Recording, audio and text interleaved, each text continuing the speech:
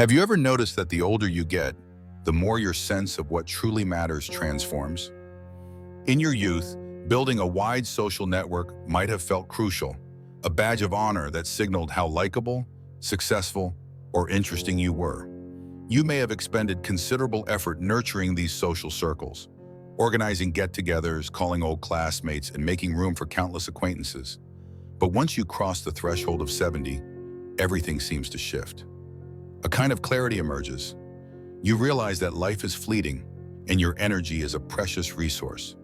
You start to ask yourself, do I really need all these friendships, especially the ones that drain me more than they uplift me? In a world that constantly tells us we must stay socially active for a sense of belonging, it might seem odd or even radical to suggest you don't need as many friends after 70. But this idea isn't about shutting out the world. Rather, it's about embracing a newfound freedom. It's about giving yourself permission to invest your time and emotional energy into what feels genuinely meaningful and to step away from connections that have grown hollow or burdensome. As you stand in this phase of life, you have stories behind you, decades of experiences that shaped your values and honed your priorities. Perhaps you've faced health challenges, losses, or major life transitions that made you question the value of certain friendships. Maybe you realize some people were present only for convenience or personal gain, and when circumstances changed, so did their attitude. This stage invites you to acknowledge that your time is more precious than ever, and that the people you surround yourself with should honor that. This isn't a condemnation of friendship. Lifelong bonds that withstand the test of time are treasures. However, not all connections are built to last forever, and not every association from your past remains beneficial. It's perfectly acceptable, even healthy, to let go of what's no longer serving your well-being. Doing so can open the door to deeper self-understanding, more peaceful days, and the space to explore passions you may have postponed for years. If that resonates with you, read on. We'll explore 6 compelling reasons why friendships might become less necessary past the age of 70, and how letting go can pave a path to a richer, more fulfilling life journey. 1. Validation is no longer your driving force. When you were younger, the approval of others might have felt like an essential component of your identity. You were climbing career ladders, building a reputation, and developing social networks. Friendships were often woven into these pursuits. Each connection could serve as a stepping stone to a better job, a bigger network, or a stronger sense of social belonging. Reflect for a moment on those times when you check your phone, hoping for invitations or messages, wondering if you were included in the weekend plans. In that season of life, external validation could feel synonymous with success and worth.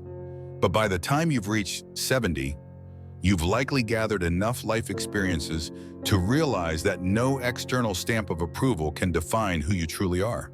You see through illusions that once compelled you to seek friendships for clout or personal gain. The energy spent curating your social image, whether to impress coworkers or peers, no longer feels worth the price. At this point, you may notice yourself having thoughts like, if someone doesn't accept me as I am, why bother? This sentiment isn't bitter, it's liberating. You've seen enough successes and setbacks to understand that real value emerges from within, shaped by your principles and sense of self, not by others' opinions. Consider Lorraine, a woman who spent her 50s and 60s juggling social commitments to maintain appearances. She was part of professional clubs, community groups, and even digital forums.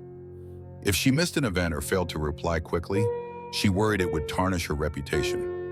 Over time, she realized many relationships were superficial. Colleagues she once called friends disappeared after retirement. Community group members hardly interacted unless there was an agenda to fulfill. When Lorraine finally chose to step back, she discovered she wasn't losing meaningful connections.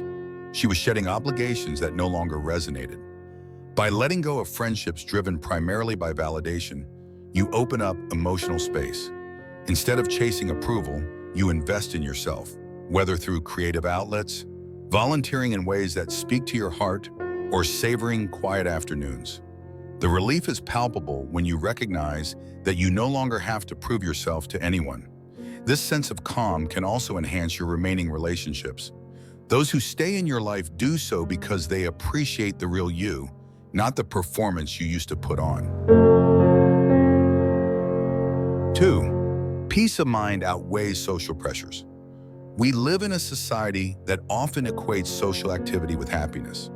Yet anyone who has encountered toxic relationships or superficial connections knows that being surrounded by people doesn't necessarily mean you're content. In fact, maintaining too many unfulfilling friendships can feel like a strain. Endless phone calls, repetitive small talk, and obligations that eat into your leisure time. As you get older, you likely have less tolerance for pretense.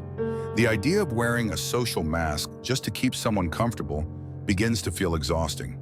Peace of mind becomes paramount in your 70s. Perhaps you wake up and relish the quiet morning light spilling into your kitchen, or you take leisurely walks without feeling compelled to invite someone just to avoid being alone. Embracing solitude doesn't equate to loneliness. Rather, it can be a sanctuary where you reflect, recharge, and connect more deeply with yourself. When your mental well-being takes center stage, you start to reevaluate which friendships are genuinely uplifting and which are based on obligation, history, or mere habit. Look at Marshall, who spent much of his retirement traveling to see old friends scattered across the country. In theory, it sounded lovely. Weekly calls, cross-state visits, and group vacations. However, he often returned from these trips feeling more drained than before he left. Many gatherings consisted of nostalgia-fueled conversations that no longer resonated with who he had become. The constant hustle to keep these connections alive turned into a chore. One day, Marshall paused to think about the stress it was causing. He made a conscious choice to slow down, skip certain meetups, and limit his phone calls. That decision gave him the spaciousness to focus on daily meditation, discover new hobbies, and form a deeper bond with his grandson, who lived nearby. Contrary to his fears, he felt more emotionally balanced and content once he allowed himself the freedom to step back. When you relinquish the idea that constant social engagement is necessary for happiness, you invite tranquility into your life. You release tension and allow yourself to be present with your thoughts, your surroundings, and the activities that genuinely fulfill you. This sense of peace can enhance your health, improve your mood, and give you a renewed perspective on what matters most in your later years.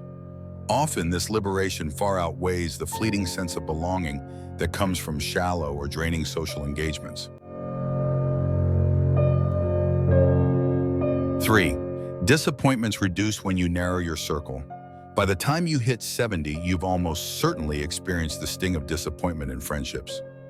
Perhaps you tried reaching out during a difficult time, only to be met with silence. Maybe someone you thought would always have your back simply vanished when they found new priorities. Each of these experiences leaves a mark, and over years of repeated letdowns, you might realize that maintaining a wide circle of friends can sometimes result in more heartache than support. The truth is, human beings can be inconsistent. Busy schedules, changing life circumstances, and shifting interests can all erode even the closest bonds. But when you scale down the number of connections you actively maintain, you also scale down your risk of encountering frequent disappointment. Fewer friendships mean fewer expectations to be met, fewer obligations to juggle, and ultimately fewer letdowns. With a smaller circle, it becomes easier to invest in relationships that are truly meaningful, where trust and understanding run deep, and both parties genuinely care about each other's well-being. Consider Estelle, who always prided herself on her extensive friend group. She hosted dinner parties and holiday gatherings, making sure everyone felt welcomed. But she also noticed a pattern. When she was hospitalized for a minor surgery, only a handful of those friends checked in on her. Others were too busy, away on trips, or simply uninterested in offering support. Realizing the imbalance hurt her feelings at first. However, this awakening helped her recognize which connections were grounded in reciprocal care and which were simply surface-level friendships maintained out of habit. After her recovery, Estelle chose to focus on the few who showed up for her. She began deepening those bonds instead of distributing her energy thinly among dozens of acquaintances. When you allow yourself to let go of friendships that no longer offer genuine support, you simultaneously reduce the potential for future disappointments. Nobody wants to feel a sense of abandonment or betrayal especially later in life. By surrounding yourself with individuals who have consistently proven they care, you protect your emotional well-being. This isn't to say you should harbor grudges or resent those who weren't there for you. It's more about redefining your inner circle based on mutual respect and affection. The ultimate result is a more reliable support network, leading to enhanced emotional security and fewer heartbreaks along the way.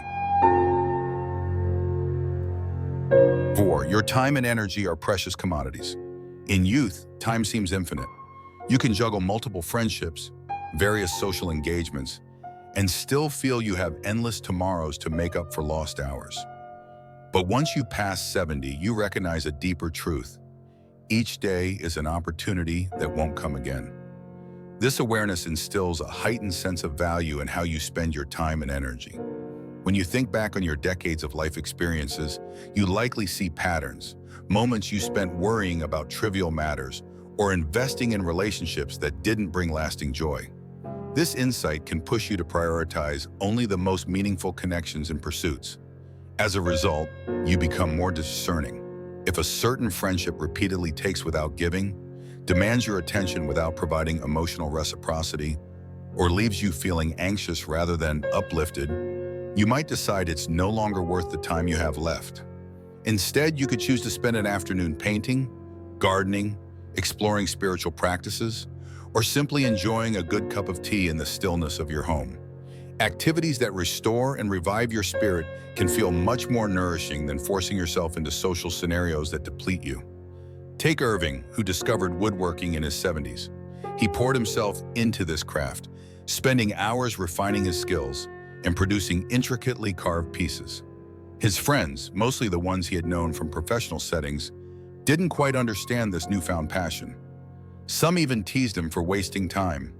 But Irving persisted, realizing that each moment spent shaping wood was more fulfilling than any cocktail party he had ever attended out of obligation. Over time, the few friends who genuinely appreciated his craft would drop by to see his latest creations or simply to chat over tea. This smaller group of supportive individuals enriched his life, while the others, who dismissed his interests, naturally drifted away. When you honor your time and energy, you also guard your well-being. Emotional fatigue is a real phenomenon. It can lead to stress, irritability, and even physical health issues. By reserving your bandwidth for what and who genuinely enrich your life, you create an environment that sustains you rather than one that drains you. In doing so, you can experience living not as a series of dwindling days, but as a stage of deeper enjoyment and self-realization. 5. Solitude can be a source of strength, not sadness. Society often portrays solitude as something to be avoided, equating it with loneliness or exclusion. But there's a profound difference between loneliness and enjoying your own company. By the time you hit 70, you may have discovered that some of your most creative, reflective, and spiritually uplifting moments occur when you're alone. Solitude can offer a sanctuary where you can reconnect with your innermost thoughts, examine your emotions without judgment, and cultivate fresh perspectives on life's challenges. Look at Linda, who had always been a social butterfly in her younger years. She thrived at parties, loved group vacations, and constantly kept in touch with friends. However, during her 70s, she developed an interest in photography. She started taking solitary trips to local parks, beaches, and even faraway landscapes to capture nature's beauty. Linda found that these quiet hours behind the camera were profoundly soul-nourishing. While her friends couldn't grasp why she'd prefer wandering alone over meeting for lunch, Linda felt a peace she'd never known. She found comfort in the rustle of leaves, the waves crashing against the shore, and the quiet hum of her own thoughts. Over time, she realized that while she still cherished a few close friends, she no longer needed constant companionship to feel complete. Solitude becomes an avenue for self-discovery, enabling you to explore layers of your identity that might have been overshadowed by group dynamics. Far from being a lonely place, it can be where you gather the energy and clarity necessary to face life's many transitions. When you give yourself the freedom to retreat into solitude, you learn to love your own company, an invaluable skill at any age. This shift in perspective transforms what might seem like alone time into a cherished, life-giving practice. There's also a practical benefit. independence. When you trust yourself to handle daily life without relying on an extensive circle of friends, you cultivate resilience. You discover how capable you are, whether it's figuring out a new computer program, navigating a health concern, or simply finding joy in quiet moments. This self-reliance often nurtures deeper self-respect and emotional security. 6. Stepping away can lead to a more authentic life. Letting go of friendships that no longer resonate can feel unsettling, particularly if you've maintained them for decades out of routine or loyalty. However, there's a liberating truth lurking behind this discomfort. By distancing yourself from what isn't serving you, you create a spaciousness for authenticity to flourish. It's hard to lean into personal growth when you're constantly navigating the expectations of acquaintances who may not truly understand you anymore. This transition can open up the possibility for new passions, or it can give you the breathing room to fully engage in interests you've always had but never fully pursued. Perhaps you want to write a memoir, start a small garden, take lessons in a foreign language, or finally commit to that fitness routine you've put off. When you're not busy accommodating social obligations that feel more like chores, you can devote yourself wholeheartedly to self-exploration. Think about Robert, who had a tight-knit group of golf buddies throughout his 60s. Over time, their gatherings revolved more around competitive banter and less around genuine connection. Robert realized he wasn't enjoying the meetups anymore. They felt obligatory rather than meaningful. Eventually, he decided to opt out. Initially, it was awkward. Some friends took offense, others joked about how he was losing his edge. But during this newfound free time, Robert discovered a love for cooking he never knew existed. He began experimenting with recipes, watching culinary shows, and even found a community of home cooks online who shared tips and inspiration. This passion brought him more happiness than the old golf group ever did in his later years. In stepping away from stale friendships, you might also find yourself gravitating toward those who genuinely share your current values and interests. This doesn't necessarily mean forging brand new relationships, though that's also possible. It could mean rekindling a bond with someone you'd lost touch with who resonates with your present passions. It might even lead to a deeper friendship with yourself, an ongoing discovery of what lights you up and makes you feel truly alive. Authentic living often unfolds when you're not weighed down by outdated obligations, and it can be one of the most unexpectedly fulfilling gifts of aging.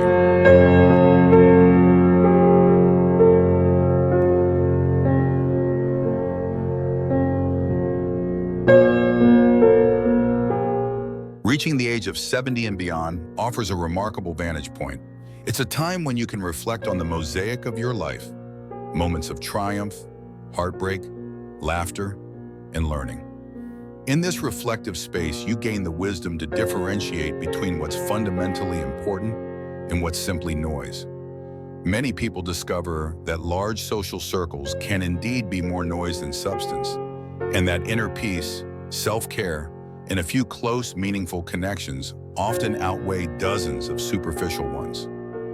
The freedom to set your own terms in life is an incredible perk of aging. No longer do you need to pretend, impress, or maintain ties that feel more like anchors than supportive lifelines. You can acknowledge the friendships that have served their purpose without resentment, releasing them with gratitude for the role they played. As you simplify your social existence, you make room for the kind of growth and fulfillment that can only happen when you direct your attention inward or toward the few cherished people who truly enrich your days. This journey is not about banishing others or isolating yourself. Rather, it's about rediscovering independence, nurturing your well-being, and fully appreciating the beauty in the world around you. It's about having the courage to say no to what drains you and yes to what ignites your spirit. Be that a new hobby, a long-postponed dream, or simply the pleasure of a quiet morning with a cup of tea and a good book. By recognizing you don't need an extensive roster of friends to find value in your life, you open the door to self-discovery and tranquility that can be profoundly rewarding. So, as you contemplate your social connections, allow yourself to let go of the ones that no longer support who you are now. Cherish the few that do, and remember, the greatest friendship you can cultivate is the one with yourself. In that relationship, you will find the depth, peace, and inspiration that make your later years not a period of decline, but a stage of renewed vitality. May you embrace this freedom wholeheartedly, and may it guide you to the life you truly want to live.